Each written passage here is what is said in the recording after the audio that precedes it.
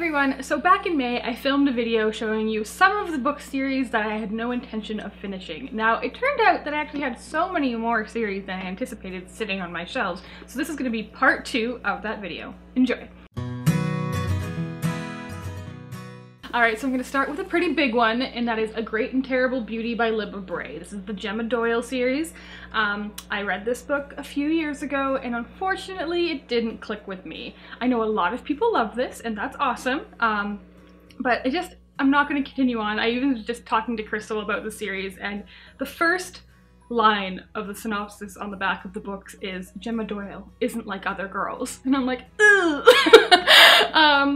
It's like Victorian age boarding school. Like, it sounds like was gonna be my cup of tea. Unfortunately, it wasn't, but a lot of people do love it. So next up is one that I find surprising for myself, as I am a huge fan of the big, huge, epic fantasy series, and that is The Sword of Shannara by Terry Brooks.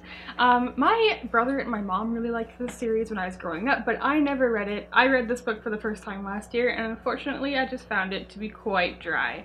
I didn't hate it, but I just have no real interest in like diving into the rest of the series. I will say I am curious to see the TV show, so I might watch that instead. Speaking of TV shows, next up I have The 100 by Cass Morgan. I haven't seen the TV show, but I hear it's really good, and I hear it's actually better than the book. I'd read this book a long time ago. I found it to be okay, and I'm really not gonna finish the series, but again, another TV show I might check out. Next up I have Salt and Storm by Kendall Kulper. This was one I thought I was really gonna like because it's this witchy, atmospheric island setting and about a girl trying to take her life back, and it was okay. I didn't hate it, but you know, I'm not gonna continue on with the series. I'm not invested enough. So next up is one that I wasn't anticipating putting on this list, but I had to be real with myself, and that is Magonia by Dahvana Headley. When I read this book, I really enjoyed it. It's kind of like very strange magical story set in our world, but also kind of in a sky world. Has this beautiful cover. It's blurbed by Neil Gaiman.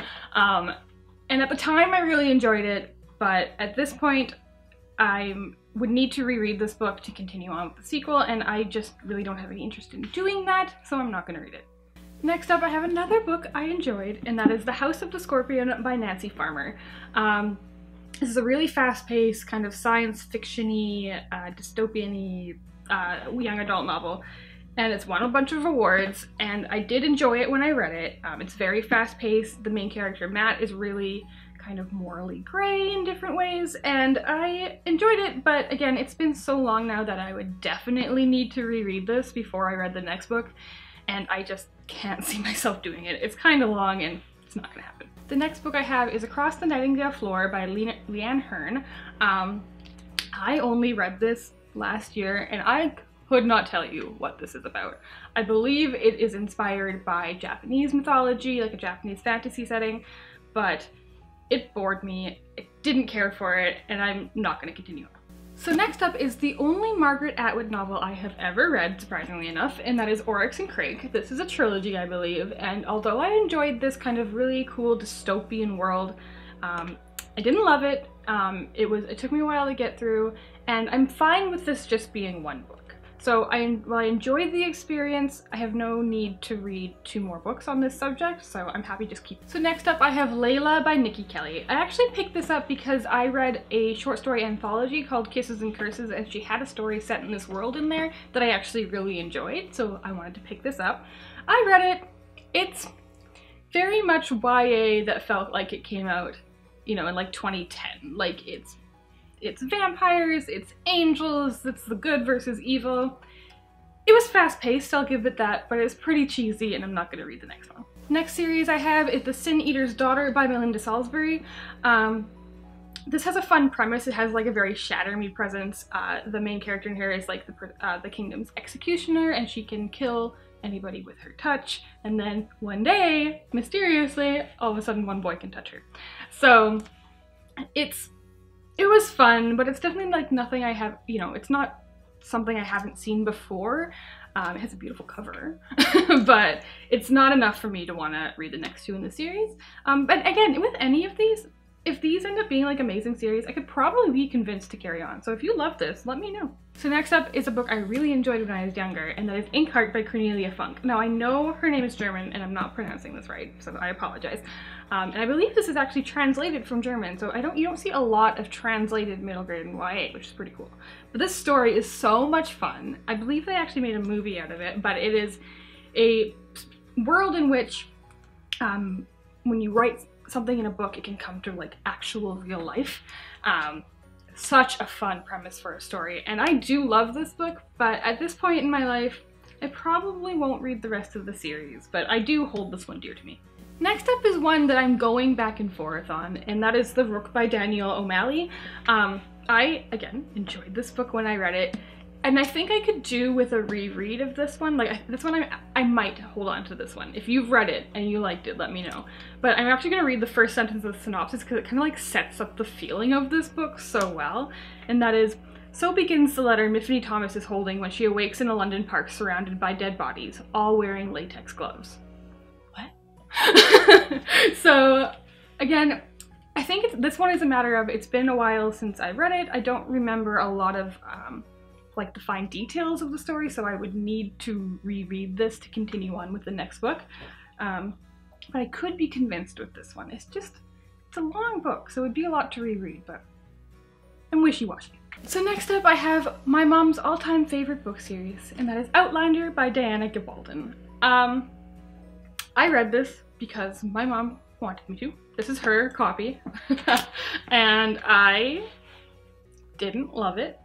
It's like historical fiction time travel. I'm sure most people have heard of this by now. It's very graphic, like a lot of sexual content. There's rape. It's pretty intense. I know a lot of people do love this series, and I have seen the first season of the TV show, and that is actually a very well done TV show. So I would recommend the TV show. Again, totally full of graphic content, so just be warned. But this is a series where the books are all huge. I didn't love it. I don't really care that much about the characters, so I'm not going to continue. So the next series was one I was really enjoying when I was reading it a few years ago, and I actually grabbed the second book by accident, but it's the I Am Number 4 series by Pittacus Lore, and I didn't realize this is actually written by James Frey, who wrote A Million Little Pieces. And if you don't know the controversy around A Million Little Pieces, go Google it, but that controversy happened in a time in my life where when that book was new, and I was really, really in love with that book, and it was very impactful, and so I kind of fell out of love with James Frey, and when I found out that he is Pittacus Lore, I kind of distanced myself from the series, so I won't be finishing it. So next I have a much beloved middle grade series, and that is The School of Good and Evil by Soman Chainani.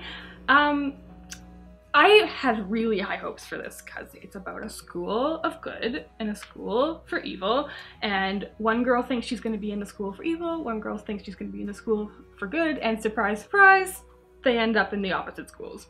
So like that sounds like a really fun premise to me, but this one just fell flat for me. I totally understand why people love this series, and I get it, but it's just wasn't my cup of tea, so I'm not going to continue on. So next up I have a much beloved classic novel, and that is To Kill a Mockingbird by Harper Lee. I did love this book, but I have heard such mixed things about Ghosts at a Watchman that I'm just not going to touch it. I really enjoyed this book, and I think it is such a wonderful classic. If you haven't read it yet, I definitely encourage you to, but I'm not going to continue on.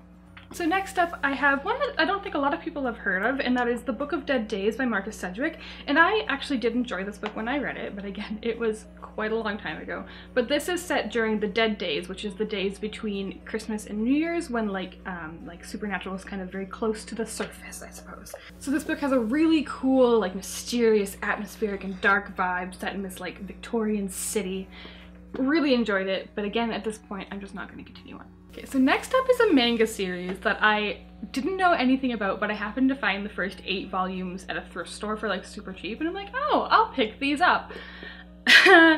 Regrets. That is Blackbird. I'm just gonna read, there's one like tiny paragraph on the back here, and I'm gonna read it because this is a mature manga, so it's not for kids, but it says, all changes one day when Misao is attacked by a demon. Her childhood friend Kyo suddenly returns to save her and tends to her cuts with his tongue. And it's like, ugh, I I can't. It's like, they're like fated to be married. It's super unhealthy relationships. It's demons and anyway, I don't like this. I have finished all 8 volumes that I have, and there are a bunch more, but like a lot of these got 1 star from me. So just, I'm done. I'm done. Next up, I have a very popular adult novel, and that is A Discovery of Witches by Deborah Harkness. This is like a supernatural story, but it's also romance, which isn't really my thing. I know a lot of people love this, and I didn't hate it, but I'm not going to finish the series. But this is being released as a TV show, and that's another one that I would be curious to watch. Alright, so I only have 3 more books. My last 2, I'm pretty set in my ways. I'm probably not going to continue on with those series, but this one I might be convinced of, because I enjoyed it while I read it, and that is These Broken Stars by Amy Kaufman and Megan Spooner. This is a romantic science fiction novel, and it is like very full of adventure, and I definitely enjoyed reading it, but it's more heavy on the romance than I tend to enjoy, but I still liked all the characters. So if this series continues to get better, let me know, because I might finish it. Alright, so my last 2 books, I thought I was done with these series. I thought I had read the trilogies, I thought I was done, I thought I had finished, called it a day. The first one is Miss Peregrine's Home for Peculiar Children by Ransom Riggs. I quite enjoyed this first book.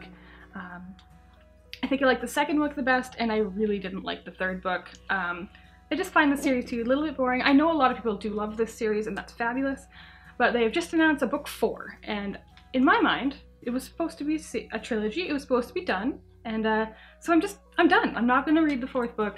I hope it's wonderful. If you love it, that's fabulous. And last but not least, another science fiction trilogy that it's 4 books now, and it's going to keep getting longer, and this was a trilogy when I finished it. So I enjoyed this series, didn't love this series. I definitely am not like really part of this fandom.